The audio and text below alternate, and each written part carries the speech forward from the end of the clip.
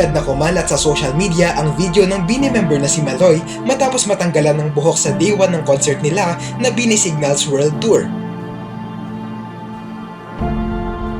Makikita sa video na pinaperform ng Nations Girl Group ang lineup ng kanta nila noong Coachella at kasama sa performance na ito ay ang pag-outfit change nila.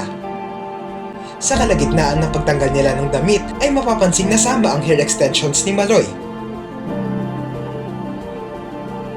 Nang agad niyang makita ito ay natawa na lang siya sa nangyari at tila hindi niya alam ang kanyang gagawin. Maging ang kasama niyang si Aya ay hindi na napigilang matawa nang makita niyang pinulot ni Maloy ang kanyang hair extensions. Pero the show must go on, lalo pat hindi pa tapos ang kanilang performance. Sa kabuuan, nairaos naman nila ang concert sa kabila ng problemang ito at hindi naman nasaktan si Maloy sa pagkakatanggal ng kanyang buhok.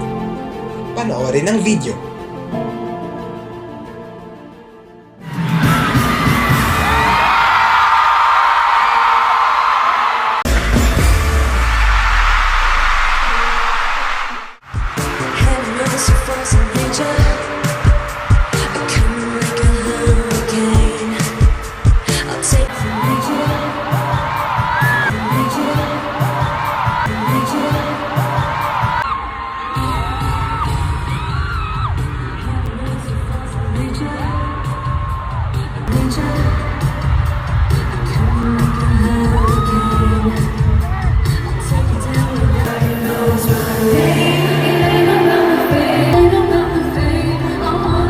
Maging ang mga netizens ay hindi napigilang matawa sa nangyari, maging sa naging reaksyon ni Aya sa pagkakatanggal ng hair extensions nito.